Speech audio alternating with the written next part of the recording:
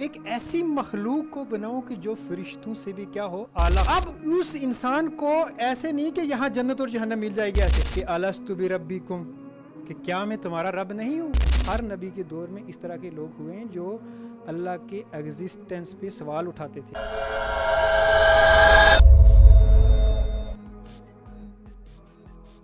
Creator نے اس پوری کائنات کو بنایا، پوری یونیورس کو بنایا، ٹھیک ہے. جیسا کہ آپ سب کو پتہ ہے کہ اللہ تعالیٰ نے سب سے پہلے فرشتوں کو بنایا، ٹھیک ہے. اب فرشتوں کو اللہ تعالیٰ نے بنایا، بنانے کے بعد فرشتوں کو اللہ کا حکم تھا کہ اللہ کی عبادت کرنا. فرشتے جو ہوتے ہیں وہ ہمارا عقیدہ ہے کہ جو فرشتے ہوتے ہیں وہ کیا ہوتے ہیں، معصوم ہوتے ہیں. فرشتے کوئی گناہ جو ہے وہ نہیں کرتے، ٹھیک ہے. فرشتے، ہر فرشتے کو اللہ تعالیٰ نے اپنی اپنی ڈیوٹی پہ لگا دیا. کوئی ذکر کر رہے ہیں، جو بھی اللہ تعالیٰ نے ان کو رسپانسبلٹی دی وہ سب کر رہے تھے، ٹھیک ہے.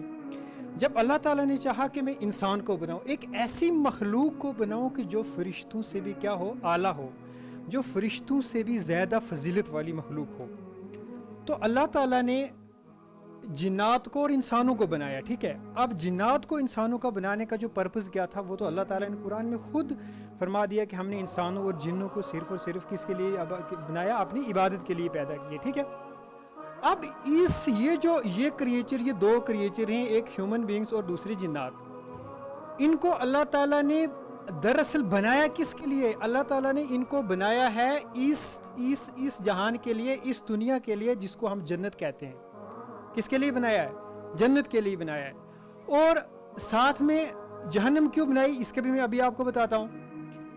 جنت کے لیے جو اللہ کی منشا تھی، اللہ تعالیٰ نے انسان کو پیدا کیا، اس اشرف المخلوقات کو پیدا کیا، وہ اس کے لیے پیدا کیا ہے، اس دنیا کے لیے پیدا کیا ہے. لیکن جب حضرت آدم علیہ السلام کو اللہ تعالیٰ نے پیدا کیا تو آدم علیہ السلام کو اور اما حوا کو اللہ تعالیٰ نے جنت میں بھیجا. پہلے بھیجنے کے بعد وہاں کی سیر کرائی، دیکھے وہاں کے پھول پھل اور وہاں کی خوبصورتی کو اللہ تعالیٰ نے انسان کو دکھایا.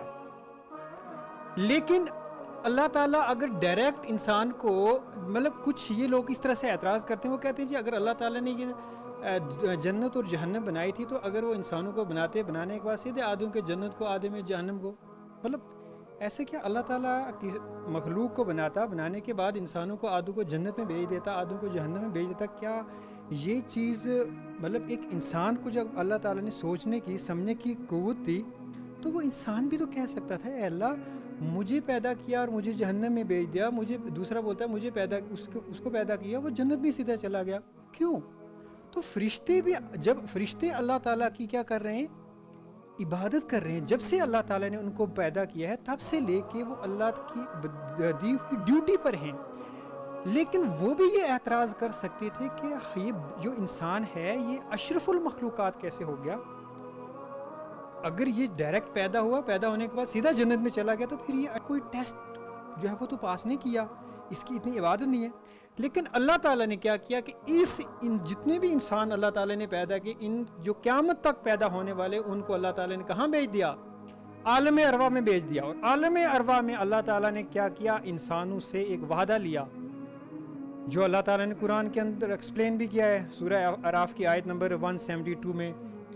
تو وہاں ہم سب نے، میں نے، آپ نے، سب کو یہ سوال ہوئے کہ الستُ بربکم، کیا میں تمہارا رب نہیں ہوں؟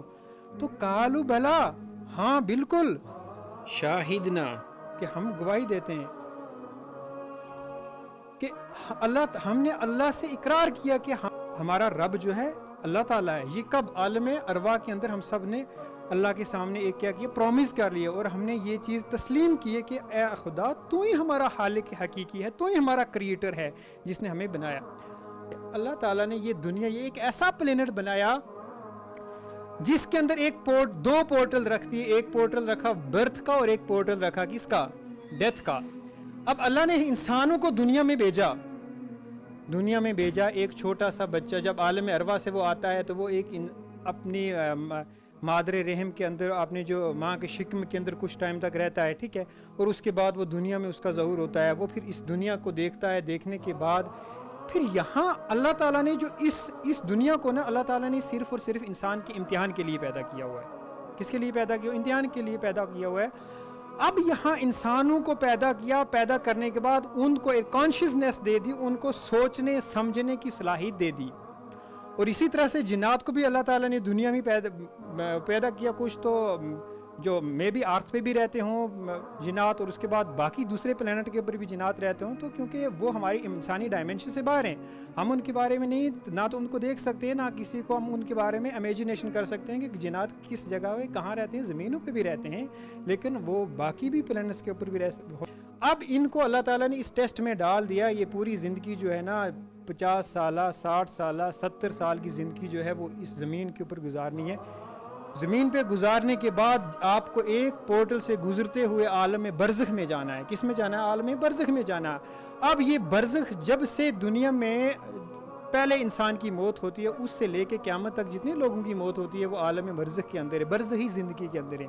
اب برزخی زندگی سے اللہ تعالیٰ جو نیک روحیں ہیں, جو نیک لوگ ہیں, ان کو اللہ تعالیٰ جنت کی خوشبو, اور جنت کی ہم کہتے ہیں نا کہ اے اللہ فلاں کی قبر کو اس قبر میں اس کے لیے جنت کی کھڑکی کھول دے, تو بالکل عالم برزخ سے جنت کی کھڑکی بھی کھولی جاتی ہے اور جہنم کی کھڑکی بھی کھولی جاتی ہے ان لوگوں کے لیے جو لوگ اللہ کے نافرمان ہیں, اور جو نیک ہیں ان کے لیے جنت کی کھڑکی کھولی جاتی ہے. تو ان کو دکھایا جاتا ہے کہ یہ تمہارا ٹھکانہ ہے. تو اب قیامت کے دن جب ڈے آف ججمنٹ ہوگا اس کے بعد آپ کو ان دونوں ٹھکانوں میں جانا ہے. جو گنہگار ہوں گے ان کو یہاں جانا ہے, اور جو نیک ہیں ان کو جنت میں جانا ہے.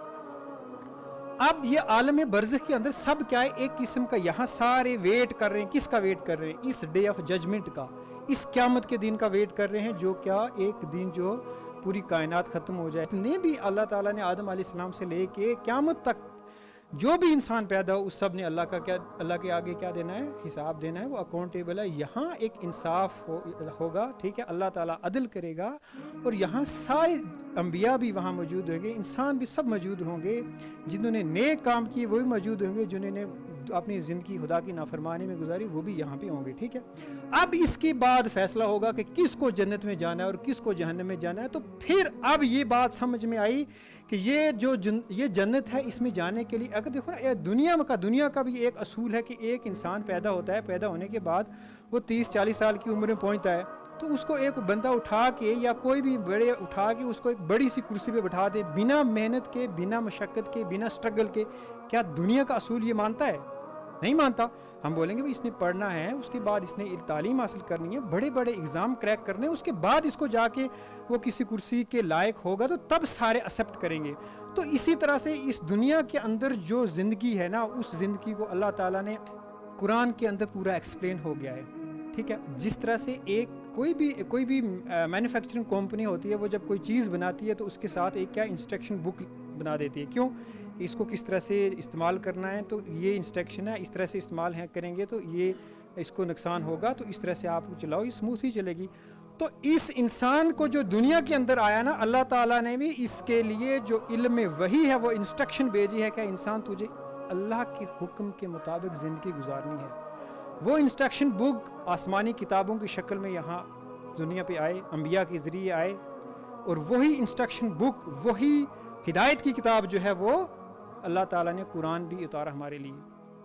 ساری کی ساری انسان کو اگر اپنی زندگی کو اگر سمجھنا ہے, حقیقت سمجھنی ہے, تو ہمیں علم وحی سے جڑنا ہوگا. ہمیں دیکھنا ہوگا کہ اللہ تعالیٰ ہم سے کیا چاہتے ہیں, اللہ تعالیٰ نے یہ دنیا کیوں پیدا کی ہے, آخر کوئی وجہ ہوگی. ٹھیک ہے, قرآن میں بھی بعض جگہ اللہ تعالیٰ نے یہ کہا کہ عقل والوں کے لیے, سوچنے والوں کے لیے اس میں نشانیاں ہیں. تو اللہ تعالیٰ نے اس پوری کائنات کے اندر جتنے بھی اللہ کی کریشن ہے, اس کریشن کے اندر ایک ایک چیز کے اندر, ایک ایک کریشن کے اندر اگر ہم غور سے دیکھیں گے نا, تو اللہ تعالیٰ نے ایسی وہاں ہماری ہدایت کے لیے چیزیں چھپا کے رکھی, تو ہم انسانی عقل دنگ رہ جاتی ہے.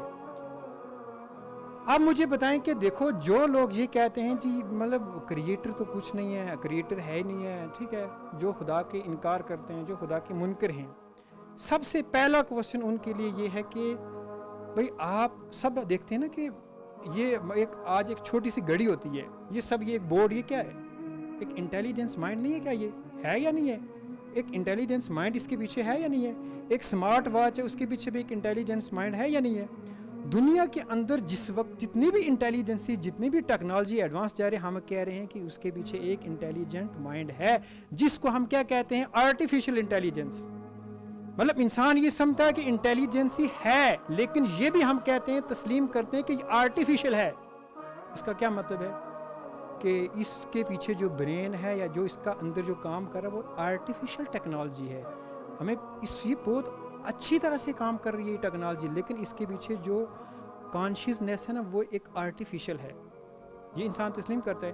اسی انسان کو پوچھو کہ تیرا اتنا اچھا حلیہ, تیرا اتنا اچھا کردار, تیری دماغ, تیرا سوچ, تیری سمجھ, تیرا جو کام کرنے کا جو اللہ تعالیٰ نے تیرا ایک نظام بنایا پورے جسم کا, کیا اس کے پیچھے انٹیلیجنسی نہیں ہے؟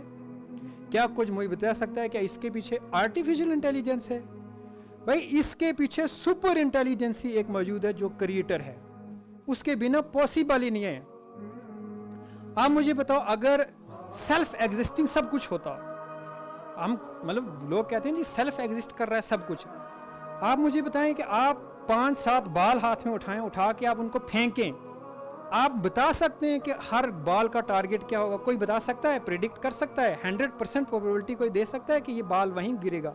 نہیں, کیونکہ جس وقت ہم نے پھینک دیا, پھینکنے کے بعد اب آگے وہ کہاں جانا ہے اس کی پروبیبلٹی ہم دیکھیں گے 50% ہے, 70% ہے, یا اپنے ٹارگٹ پہ جائے گا یا نہیں جائے گا, کیونکہ وہ ایک کنٹرول سے باہر ہو گیا ہے. جب چیزیں کنٹرول سے باہر ہو جاتی ہیں تو ان کو ہم کیا کہتے ہیں کہ یہ اب ہم ان کو اسٹڈی کریں گے, تھیوری آف چانس سے اسٹڈی کریں گے, پروبیبلٹی سے اسٹڈی کریں گے. بھائی یہ اتنی بڑی کائنات چل رہی ہے, مجھے بتائیں کیا آپ نے کبھی سنا ہے کہ پروبیبلٹی کتنی ہے جی کل صبح ہوگی یا نہیں ہوگا؟ کوئی کہتا ہے یہ کل سورج نکلے گا یا نہیں نکلے گا, کتنے % چانس ہے؟ بھائی یہ پروبیبلٹی نہیں ہے, یہ تھیوری آف چانس نہیں ہے, یہ سیلف ایگزسٹنگ نہیں ہے. اس کے پیچھے بہت سخت قانون ہے جو کریٹر کا قانون ہے. ہر دن صبح ہونی ہے, ہر شام ہونی ہے, اسی طرح سے پوری زندگی کا نظام چل رہا ہے. یہ تو چھوٹی سی, یہ ارتھ کیا ہے؟ ایک چھوٹا سا پلینٹ ہے. اگر اس کے نظام کو انسان سمجھے تو انسان کی عقل دنگ رہ جاتی ہے کہ یہ ارتھ بھی جو ہے نا, اگر یہ سیلف ایگزسٹنگ ہوتی تو بھائی اب کب تک ختم ہو جاتی.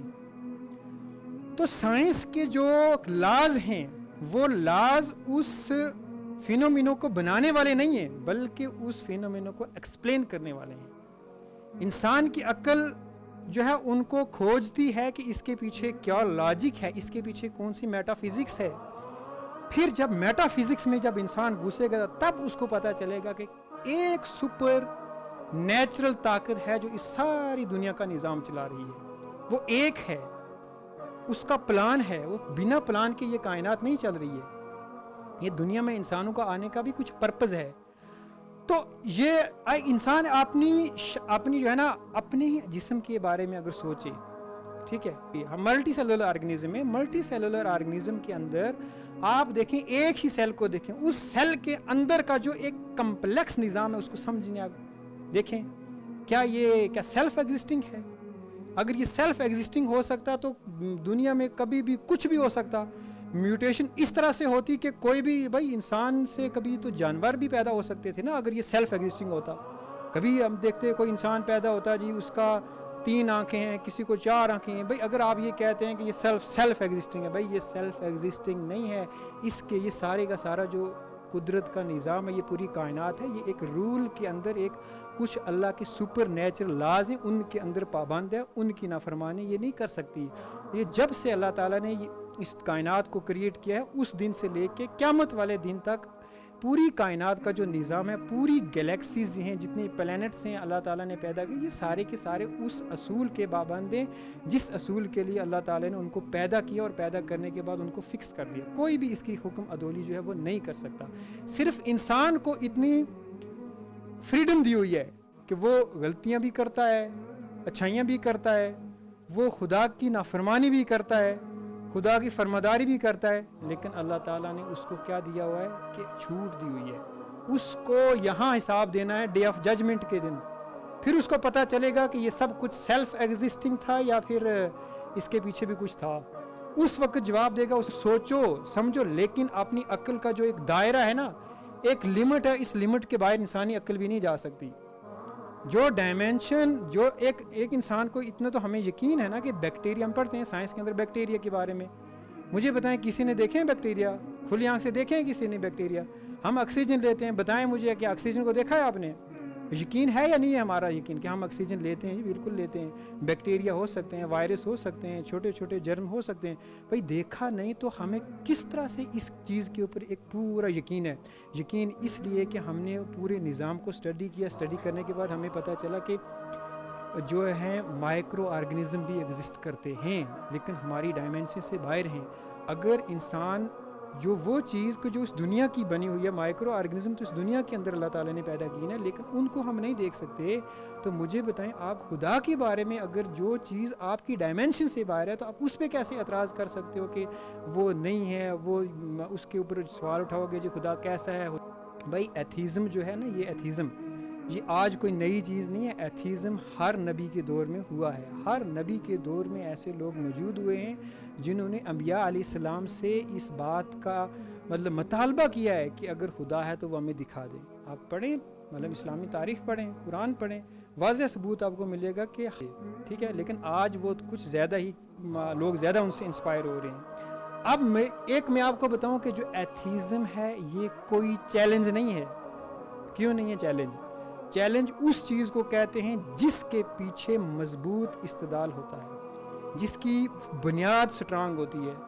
بھائی جس چیز کی بنیاد ہی ایک انسانی عقل ہے تو وہ کیا مطلب اس کے پیچھے وہ تو کوئی استدلال نہیں ہے نا. انسانی عقل کو کوئی آپ استدلال دو گے؟ میں بولوں گا جی میں اس وقت فلاں پلینٹ سے بات کر رہا ہوں, آپ بولو گے پاگل ہو گیا ہو. میں بولوں گا جی میں سوچ رہا ہوں, میرا یقین ہے. بھائی میرے یقین کو میں اپنے یقین کو یا اپنی سوچ کو دوسروں کے اوپر مسلط تو نہیں کر سکتا نا. اس طرح سے جو چیز پاسبل, دیکھو ہر چیز کے بارے میں جان لینا علم نہیں ہوتا. انسان سب سے پہلے اپنے عقل کی باؤنڈری کو سمجھے کہ اللہ تعالیٰ نے میری ایک باؤنڈری جو ہے نا, وہ انسانی عقل کی باؤنڈری کو بھی اللہ نے ایک لمٹ کے اندر رکھا. کچھ حد تک انسان سوچ سکتا ہے لیکن کچھ چیزیں جو ہماری ڈائمینشن سے باہر ہیں ان کے بارے میں ہم عاجز ہیں کہ بھئی ہمیں نہیں پتہ, وہ اللہ بہتر جانتا ہے. آگے سمجھ آپ کو؟